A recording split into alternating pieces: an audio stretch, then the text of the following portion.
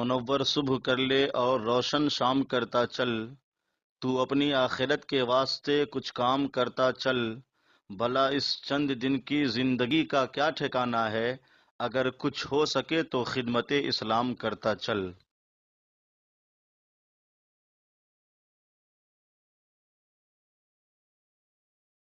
سورۃ النساء کی آیت نمبر 15، سورۃ النساء کا تیسرا رکوع اور چوتھے پارے کا 14واں رکوع۔ اللہ رب العالمین نے ارشاد فرمایا، واللاتی یأتین الفاحشۃ من نسائکم، اور تمہاری عورتوں میں سے جو بدکاری کریں، فاستشہدوا علیہن اربعۃ منکم، ان پر خاص اپنے لوگوں میں سے 4 مردوں کی گواہی لو۔ فَإِن شَهِدُوا، پھر اگر وہ گواہی دے دیں، فَأَمْسِكُوهُنَّ فِي الْبُيُوتِ، تو ان عورتوں کو گھر میں بند رکھو، حَتَّى يَتَوَفَّاهُنَّ الْمَوْتُ،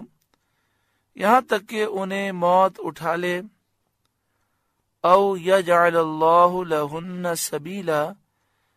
یا اللہ ان کی کچھ راہ نکالے۔ اس آیت کریمہ کے بارے میں مختلف اقوال ہیں۔ ایک قول یہ ہے کہ یہ آیت کریمہ زنا کی حد کا بیان آنے سے پہلے کی ہے۔ سورہ نور میں اللہ رب العالمین نے زانی مرد اور زانیہ عورت کی سزا کو بیان فرمایا، تو اس سزا کے نزول سے پہلے اور رجم کے حکم سے پہلے یہ حکم تھا جو اس آیت کریمہ میں بیان کیا گیا۔ ایک قول یہ ہے، واللاتی یأتین الفاحشۃ من نسائکم، اور تمہاری عورتوں میں سے جو بدکاری کریں یعنی زنا کریں، چاہے وہ شادی شدہ ہوں چاہے وہ غیر شادی شدہ ہوں۔ فاستشہدوا علیہن اربعۃ منکم، ان پر خاص اپنے لوگوں میں سے یعنی مسلمانوں میں سے 4 مردوں کی گواہی لو، 4 مرد گواہی دیں اور وہ اس کا ثبوت دیں کہ ان عورتوں نے یہ کام کیا ہے۔ فَإِن شَهِدُوا، پھر اگر وہ گواہی دے دیں اور یہ بات ثابت ہو جائے کہ انہوں نے یہ گناہ کیا ہے، فَأَمْسِكُوهُنَّ فِي الْبُيُوتِ، تو ان عورتوں کو گھر میں بند رکھو تاکہ یہ اب آئندہ گناہ نہ کر سکیں۔ حَتَّى يَتَوَفَّاهُنَّ الْمَوْتُ، یہاں تک کہ انہیں موت اٹھا لے، یعنی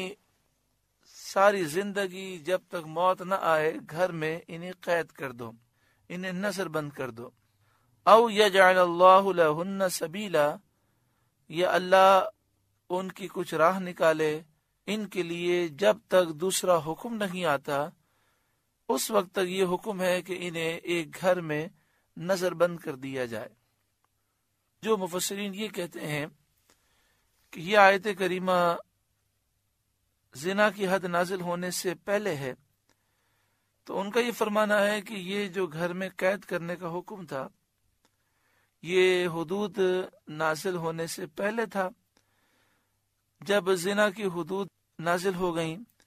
اور یہ حکم بیان کر دیا گیا کہ جو شادی شدہ ہو اسے سنسار کر دیا جائے، اور جو غیر شادی شدہ یہ کام کرے تو اسے 100 کوڑے مارے جائیں، تو جب یہ حکم آ گیا تو یہ حکم منسوخ ہو گیا، اب گھر میں قید کرنے کا حکم باقی نہ رہا۔ واللذانی یأتیانہا منکم فآذوہما، اور تم میں سے جو مرد اور عورت ایسا کام کریں ان کو تکلیف دو، ایذا دو، یعنی ان کو جھڑکو، برا کہو، شرم دلاؤ، جوتیاں مارو۔ فَإِن تَابَا وَأَصْلَحَا، پھر اگر وہ توبہ کر لیں اور نیک ہو جائیں، فَأَعْرِضُوا عَنْهُمَا، تو ان کا پیچھا چھوڑ دو۔ ان اللہ کان تواب الرحیم، بے شک اللہ بڑا توبہ قبول کرنے والا مہربان ہے۔ حضرت حسن کا قول یہ ہے کہ زنا کی سزا پہلے ایذا مقرر کی گئی، یعنی پہلے یہ تھا کہ کوئی زنا کر لے تو اسے ایذا دی جائے، تکلیف دی جائے، یعنی جھڑکا جائے، برا کہا جائے، شرم دلائی جائے، جوتیاں ماری جائیں۔ پھر اس کے بعد یہ مقرر ہوا کہ اسے حبس کی سزا مقرر ہوئی، یعنی گھر میں بند کر دیا جائے جب تک ان کی موت واقع نہ ہو۔ پھر اس کے بعد یہ حکم آیا کہ شادی شدہ ہو تو سنسار کیا جائے اور غیر شادی شدہ ہو تو کوڑے مارے جائیں 100۔ ابن بحر کا قول ہے کہ پہلی آیت واللاتی یأتین الفاحشۃ من نسائکم، جس میں فرمایا گیا کہ تمہاری عورتوں میں سے جو بدکاری کریں، ان کا کہنا یہ ہے کہ یہ ان عورتوں کے بارے میں ہے جو عورتیں آپس میں غلط کام کرتی ہیں، اور ابن بحر کا کہنا یہ ہے کہ واللدانی سے مراد وہ لوگ ہیں جو مرد کے ساتھ غلط کام کرتے ہیں، ان کی سزا اس میں بیان ہوئی۔ حضرت امام اعظم ابو حنیفہ رضی اللہ تعالیٰ عنہ آپ یہ فرماتے ہیں کہ جو مرد کے ساتھ غلط کام کرے یا عورت کے ساتھ غلط کام کرے، یعنی یہ بے حیائی کا کام ہو، تو اس کی حد تو شریعت نے مقرر نہیں کی، لیکن تعزیر ہے، اور تعزیر اس طرح ہے کہ اسے اوپر سے گرا کر ہلاک کر دیا جائے، یا جو قاضی سزا مناسب سمجھے وہ اسے سزا دے، یعنی ایسے شخص کو جان سے مار دیا جائے، لیکن ایسی عبرتناک سزا دی جائے تاکہ آئندہ کسی کو یہ جرت نہ ہو۔ تو اس طرح مختلف اقوال ہیں۔ تو پہلا قول یہ بیان کیا گیا کہ یہ آیات جو ہیں زنا کے حدود نازل ہونے سے پہلے کی ہیں، پھر سورہ نور میں احکام نازل ہو گئے، ان آیتوں کے احکام منسوخ ہوئے۔ انما التوبۃ علی اللہ للذین یعملون السوء بجہالۃ، وہ توبہ جس کا قبول کرنا اللہ نے اپنے فضل سے لازم کر لیا ہے، انہی کی ہے جو نادانی سے گناہ کر بیٹھیں، ثم یتوبون من قریب، پھر تھوڑی ہی دیر میں توبہ کر لیں، قریب ہی توبہ کر لیں۔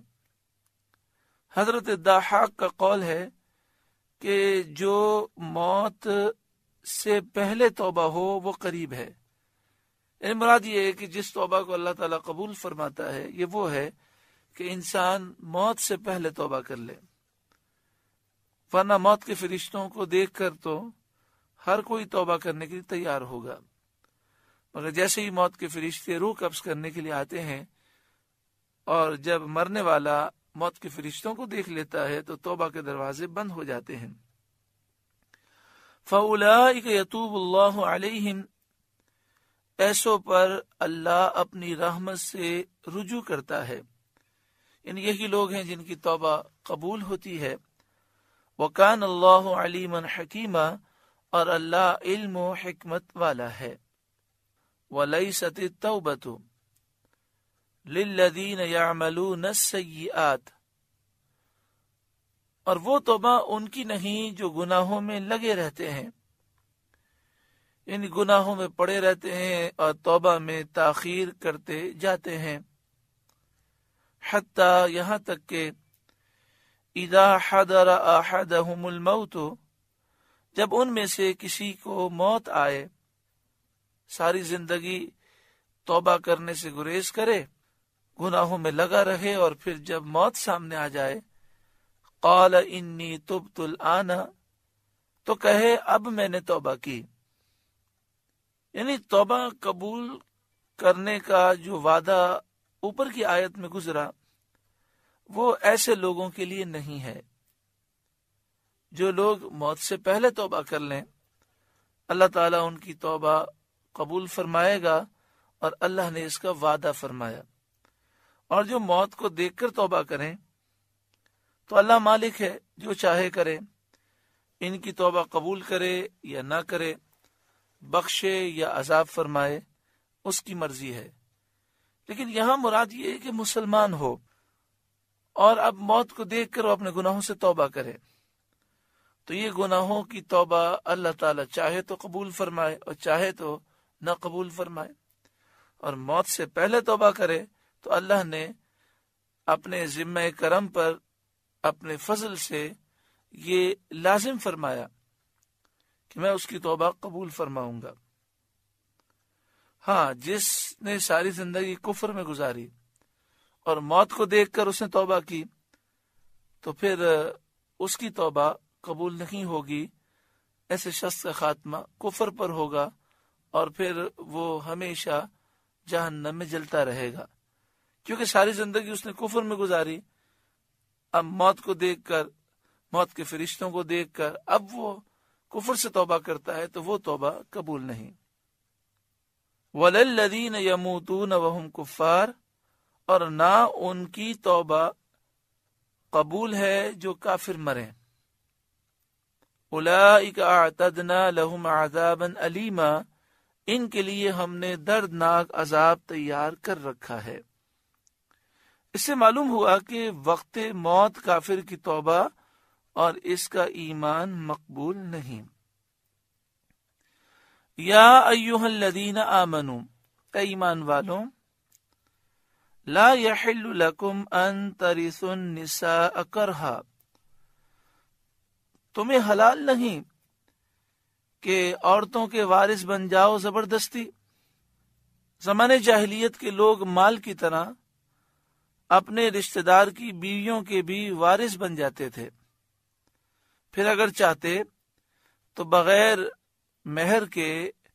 انہیں اپنے نکاح میں رکھتے یا کسی اور کے ساتھ شادی کر دیتے اور خود مہر پر قبضہ کر لیتے، یا انہیں قید کر کے رکھتے تاکہ جو جائیداد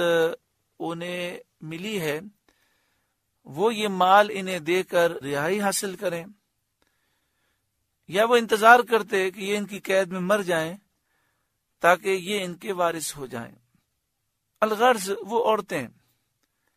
ان کے ہاتھ میں بالکل مجبور ہوتی تھیں اور اپنے اختیار سے کچھ بھی وہ نہ کر سکتی تھیں۔ اس رسم کو مٹانے کے لیے یہ آیت نازل فرمائی گئی۔ یا ایھا الذین آمنوا، اے ایمان والوں، لا یحل لکم ان ترثوا النساء کرہا،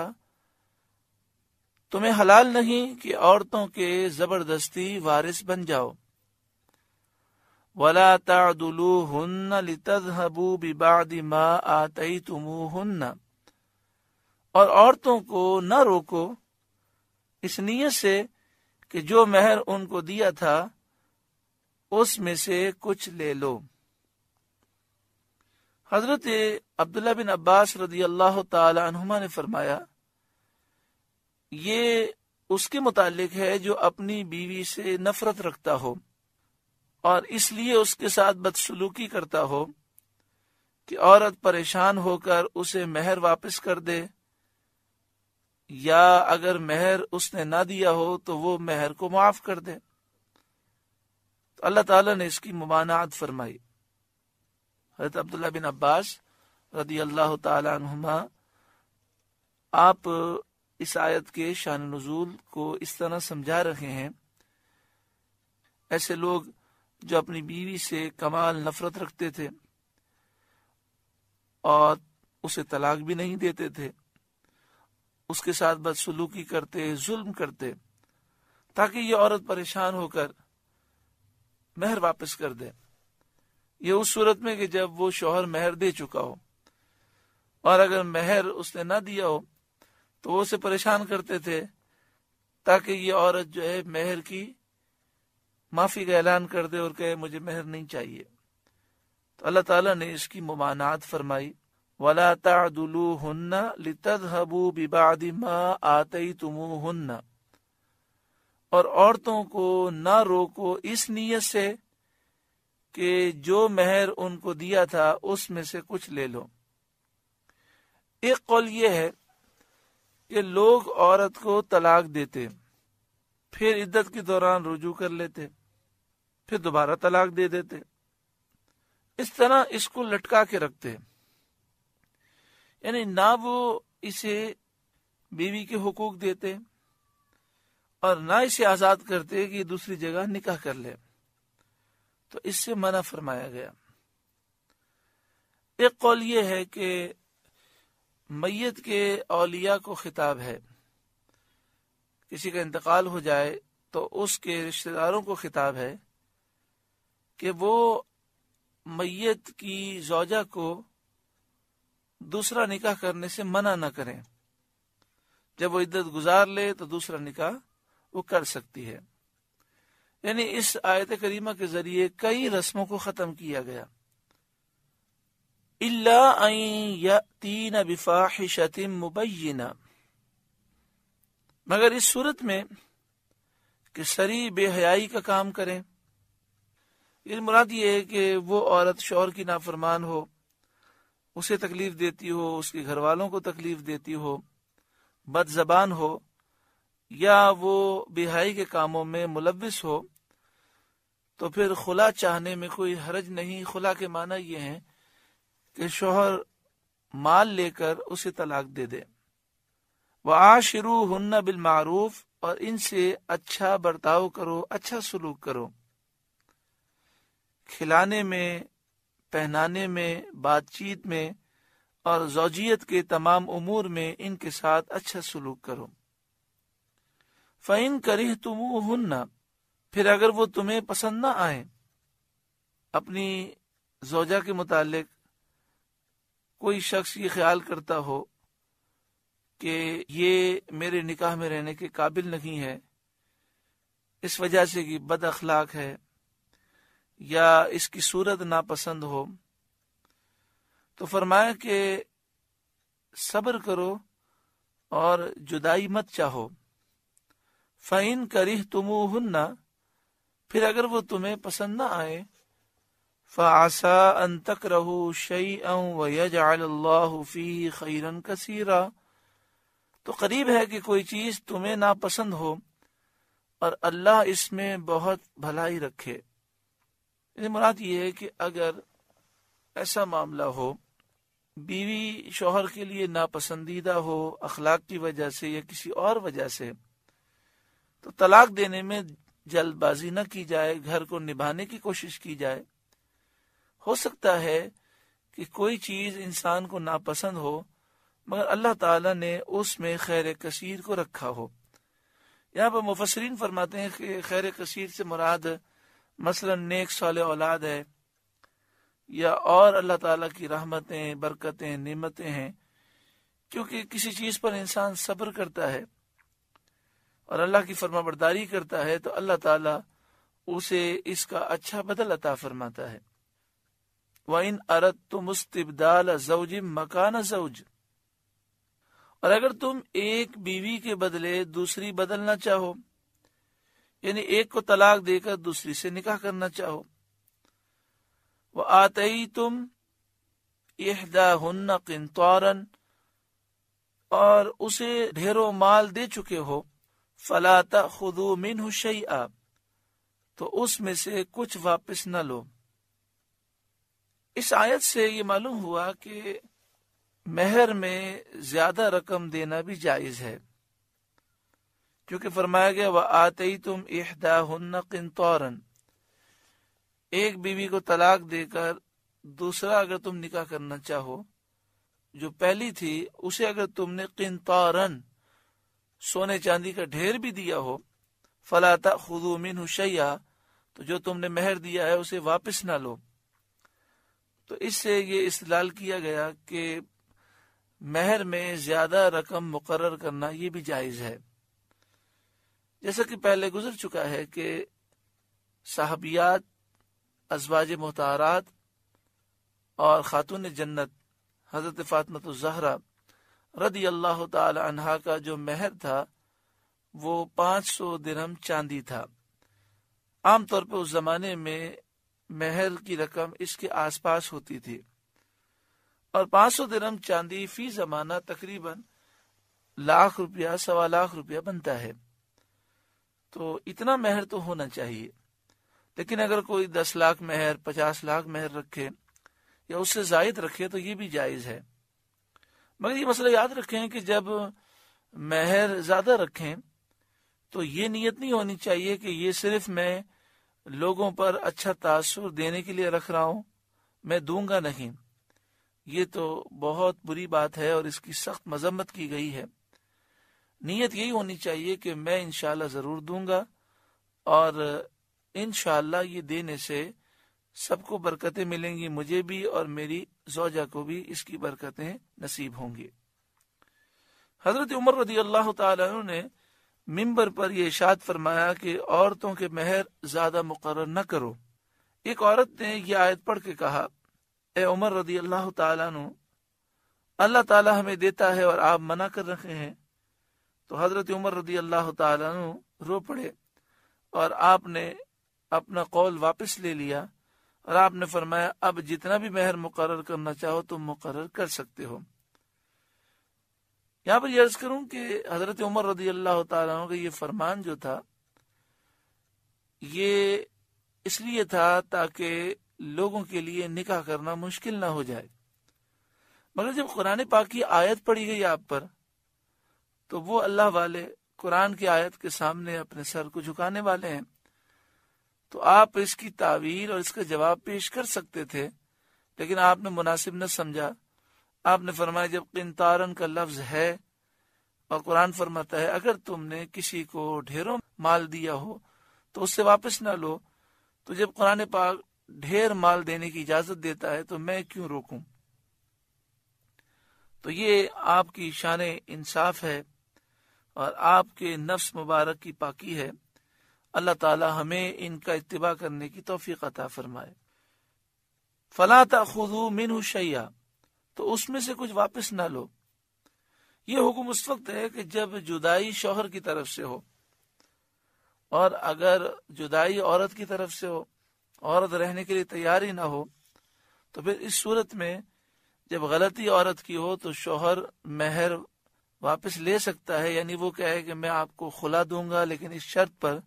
کہ جو میں نے آپ کو مہر دیا ہے مجھے واپس کریں۔ أَتَأْخُذُونَهُ بُهْتَانًا وَإِثْمًا مُبِينًا، کیا اسے واپس لوگے جھوٹ باندھ کر، وَإِثْمًا مُبِينًا، اور کھلے گناہ سے۔ زمانے جاہلیت میں ایک فعل ایسے موقع پر کیا جاتا تھا، اس کا رد کیا گیا،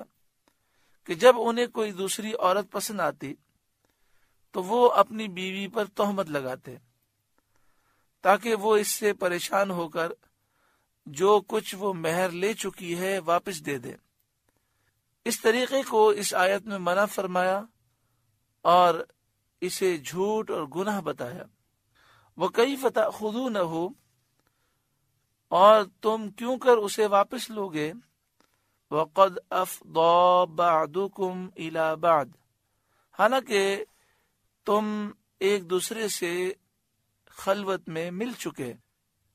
وَأَخَذْنَ مِنْكُمْ مِيثَاقًا غَلِيظًا، اور وہ تم سے گاڑا عہد لے چکی۔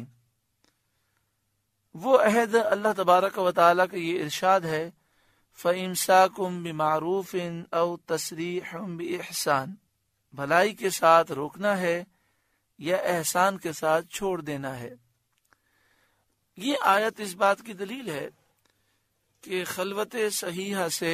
مہر لازم ہو جاتا ہے۔ وَلَا تَنْكِحُوا مَا نَكَحَ آبَاؤُكُم مِّنَ النِّسَاءِ إِلَّا مَا قَدْ سَلَفَ، اور باپ دادا کی منکوحہ سے نکاح نہ کرو مگر جو ہو گزرا۔ ان مراد یہ ہے کہ پہلے جب تک یہ ہوتا رہا اللہ تبارک و تعالی نے اسے معاف فرمایا، لیکن اس آیت کے نازل ہونے کے بعد یہ کام کرنے کی اجازت نہیں، اور اگر کسی نے اپنے باپ کی منکوحہ سے شادی کی ہو تو وہ فوراً اس سے جدا ہو جائے۔ وَلَا تَنْكِحُوا مَا نَكَحَ آبَاؤُكُم مِّنَ النِّسَاءِ، اور باپ دادا کی منکوحہ سے، یعنی جس سے باپ دادا نے نکاح کیا اس سے نکاح نہ کرو، الا ما قد سلف، مگر جو ہو گزرا،